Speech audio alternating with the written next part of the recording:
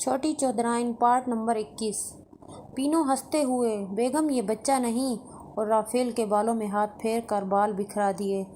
Rafale: بیگم صاحبہ میں پینو کے کوارٹر پر ٹھیک تھا، نہیں تم ادھر اس کمرے میں رہو گے۔ اوپر بھی بیگم صاحبہ کا ایک بیڈ روم تھا جس میں کبھی کبھی بیگم اوپر ہی سو جاتی تھی۔ گیسٹ روم بھی اوپر بنے ہوئے تھے۔ جم والا کمرہ بھی اوپر تھا، نیچے چودھری صاحب کا کمرہ تھا۔ ایک ان کے کام کرنے کا کمرہ، مطلب ان کے دفتر کے معاملات کے حوالے سے سیٹنگ کی ہوئی تھی۔ ایک کمرہ فراز کا تھا، ایک کمرہ چندہ کا تھا، باقی 2 بیڈ روم تھے۔ ایک بڑے چودھری صاحب اگر شہر آئیں تو ایک ان کے لیے تھا، ایک روم میں نہال تھا۔ رافیل اپنے اس کمرے میں لیٹ گیا۔ دوپہر ہو چکی تھی، آج وہ تھک گیا۔ بازار میں گھوم پھر کر اسے نیند آ گئی۔ شام کے 6 بج رہے تھے کہ اس کی آنکھ کھلی۔ وہ ٹیرس والی طرف بنے ہوئے واش روم میں گیا اور نہا لیا۔ پھر نئے کپڑوں میں سے ایک جوڑا پہن کر نیچے آ گیا۔ وہاں ٹی وی چل رہا تھا۔ چودھری نہال بیٹھا ہوا تھا۔ اس نے کہا، آ بھئی رافیل، دل لگ گیا یہاں پر؟ رافیل نے کہا، جی چودھری صاحب۔ وہ وہیں صوفے کے پاس قالین پر بیٹھ گیا اور فلم لگی تھی دیکھنے لگا۔ تھوڑی دیر بعد باہر ہارن سنائی دیا۔ ایک 50-60 سال کی عورت اور ساتھ میں مہرو بیگم کی ہم عمر دلکش اور خوبصورت خاتون، ان کے ساتھ ایک جوان لڑکی اندر داخل ہوئے۔ ان کو آتے دیکھ کر نہال نے ٹی وی بند کر دیا اور اٹھ کھڑا ہوا۔ سب کو ملا۔ اسی دوران مہرو بیگم اور چندہ اور فراز آ گئے۔ سب بڑے خوش ہو کر ملے۔ شہر کی روشنیاں اسے نظر آ رہی تھیں۔ بے مقصد چھت پر گھومتا رہا۔ دوپہر کو سونے کی وجہ سے نیند نہیں آ رہی تھی۔ پھر تھک کر نیچے آ گیا۔ کافی ٹائم ہو گیا تھا۔ سیڑھیاں اتر کر نیچے آ گیا۔ ٹیرس کے ساتھ والے گیسٹ روم کے پاس سے گزر رہا تھا۔ اس طرف کی کھڑکی کھلی ہوئی تھی مگر پردہ گرا ہوا تھا۔ اندر سے باتوں کی آواز سنائی دے رہی تھی۔ نسوانی آواز ابھری، ابھی صبر کرو، میں کہیں بھاگی تو نہیں جا رہی؟ مردانہ آواز آئی، میں اتنے دنوں سے صبر ہی کر رہا ہوں۔ مردانہ آواز بڑے کھٹے انداز میں آ رہی تھی جس کی وجہ سے پہچان نہیں ہوئی۔ رافیل کے تو جیسے تجسس سے قدم رک گئے تھے۔ نسوانی آواز، اچھا رکو تو صحیح، میں خود کپڑے اتارتی ہوں، تم باہر کا ماحول دیکھو۔ سب سو گئے ہیں، تب تک میں واش روم سے فریش ہو لوں۔ مردانہ آواز، اچھا میں نیچے سے ہو کر آ رہا ہوں۔ رافیل جلدی سے ٹیرس کی اوٹ کی طرف ہو گیا تاکہ کمرے سے نکلنے والا اسے دیکھ نہ سکے۔ وہ پیچھے ہو گیا۔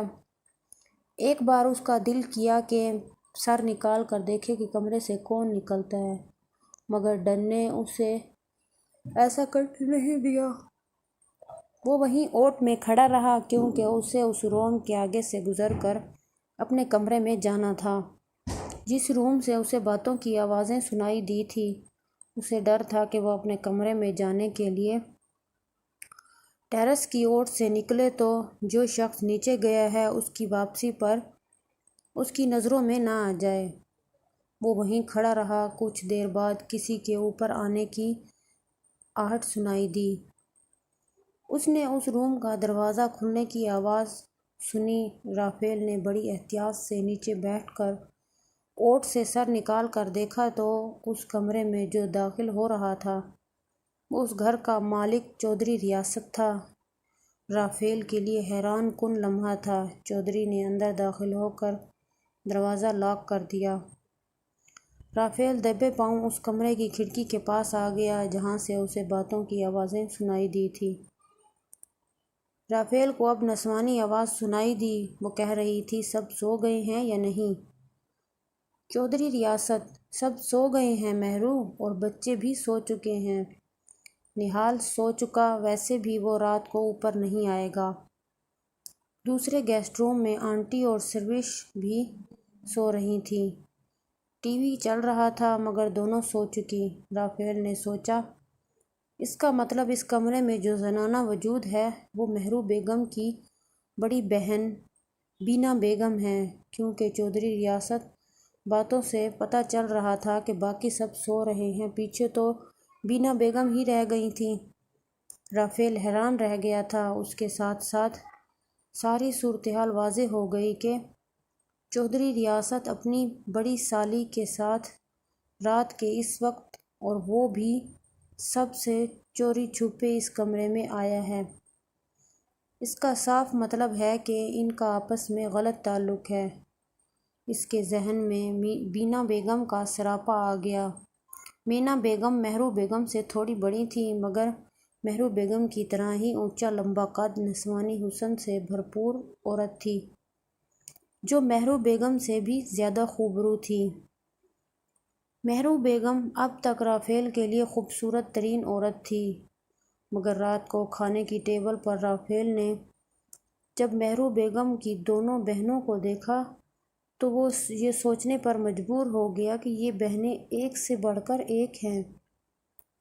کم ان کی ماں بھی نہیں لگ رہی تھی، شکل و صورت میں بیٹیاں ماں پر گئی تھیں، لیکن اب اس کا جسم فرب ہی مائل تھا۔ ظاہر ہے وقت کا تقاضا تھا، وہ ڈھل چکی تھی، مگر آثار بتاتے ہیں کہ عمارت کیسی تھی۔ چودھری ریاست کی آواز سنائی دی، مینا بس کرو، کپڑے اتارو نا، اتنے دن ہو گئے ہیں تمہارا انتظار کرتے ہوئے۔ مینا بیگم، حوصلہ کرو، میں آئی ہی تمہارے لیے ہوں۔ میں نے تو نہیں کہا تھا کہ اتنے دن گاؤں لگا کر آؤ۔ چودھری ریاست مجبوری تھی، اتنے دنوں کے بعد گیا تھا وہاں رہنا بڑا باقی جو تم نے اپنی بہن میرے پلے باندھ دی ہے، اتنی سرکش اور منہ زور ہے۔